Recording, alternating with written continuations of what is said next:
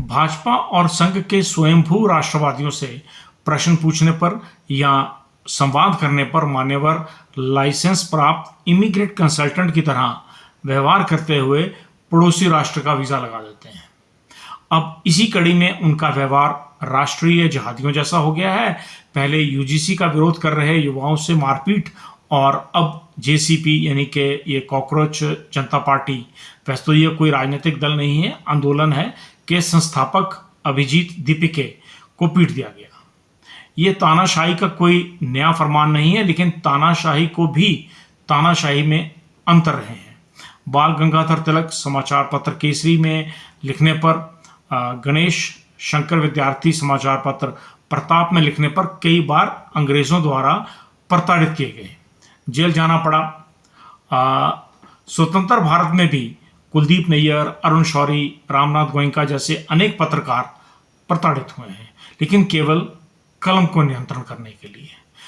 पर आज जो स्थिति बदल रही है वो सत्ता की कुंठा है।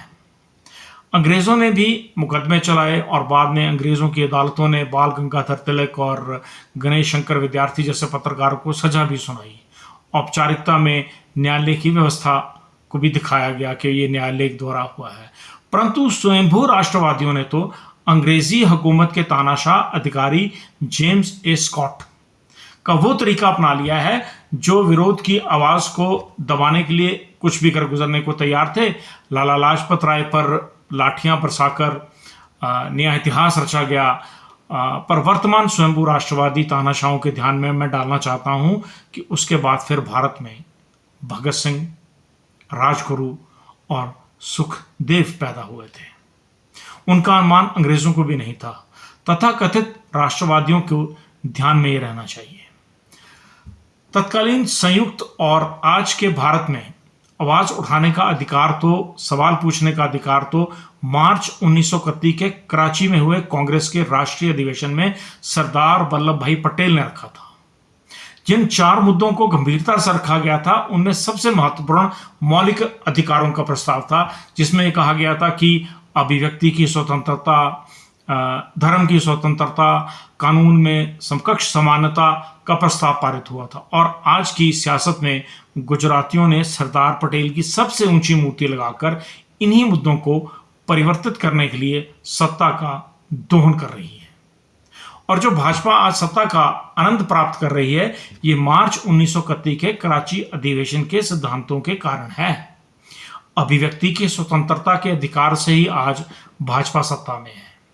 जेपी आंदोलन खड़ा हुआ या अन्ना हजारे का आंदोलन खड़ा हुआ, ये सब उसी अधिवेशन की देन है। धर्म की स्वतंत्रता के आधार पर ही राम सेतु आंदोलन खड़ा हुआ था। कानून के समक्ष समानता के आधार पर ही निर्भया कांड आंदोलन खड़ा हुआ था। गुजरात दंगे 2002 की बदौलत सत्ता प्राप्त नहीं हुई है। 2020 में नागरिक संशोधन अधिनियम पर देश के गद्दारों को जैसे नारे लगाकर सत्ता प्राप्त नहीं हुई है। पश्चिम बंगाल के मालदा हो या उत्तर प्रदेश का कासगंज के रास्ते सत्ता नहीं मिली है।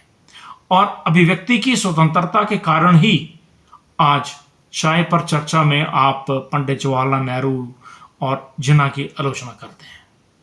धर्म की स्वतंत्रता के नाम पर ही आज राष्ट्रीय स्वयंसेवक संघ हिंदू राष्ट्र की बात कर रहा है। कानून के समकक्ष समानता के आधार पर ही आपातकाल का विरोध करने का अधिकार आपको प्राप्त है।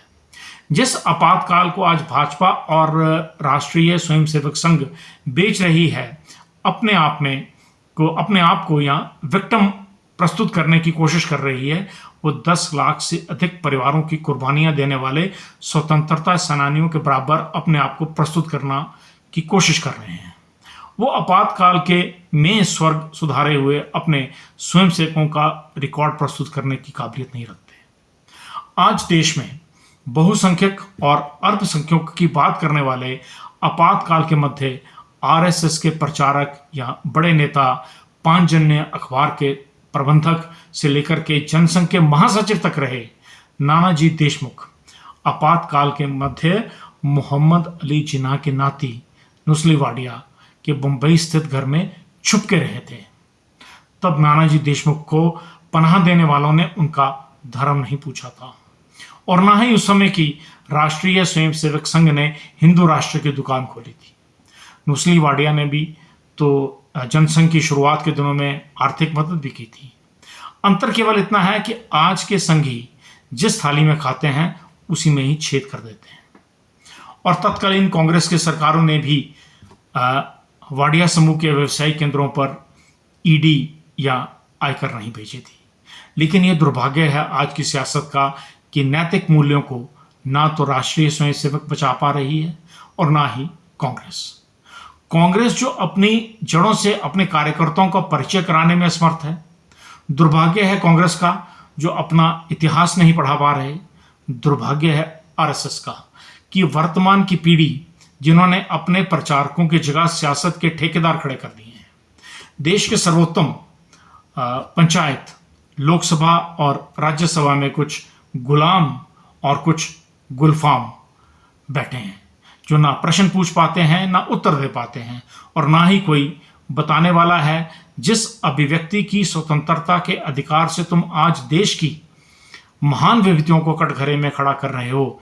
यह प्रश्न तो तुम संघ की बैठकों में भी नहीं पूछ सकते, क्योंकि आरएसएस की बैठकों में तो आज भी प्रश्न पूछने का पर यह जवाब मिलता है कि ये आपके अधिकार क्षेत्र से बाहर है। और जहां पर सभागार की संख्या भी कान में बताई जाती है। देश की युवा पीढ़ी को यह समझना होगा कि जो लोग नए राष्ट्र का निर्माण करना चाह रहे हैं वो महानुभाव धर्म रक्षक, धर्म के नाम पर विभाजन करने वाली जिन्हा के नाती के आंगन में आपातकाल में छुप कर बैठे थे। उन्हें यह बताना होगा कानून का समानता का अधिकार देने वालों की बदौलत तुम सत्ता में आए बैठे हो और आज उसी कानून को अपने हिसाब से तोड़ मरोड़ रहे हो। अंतिम में केवल इतना कहना चाहता हूं, कानून झुक जाए ताकत के आगे ये मंजूर नहीं, संविधान बिक जाए सत्ता के हाथों ये मंजूर नहीं। सवाल उठेंगे क्योंकि खामोशी अब मंजूर नहीं। नमस्कार।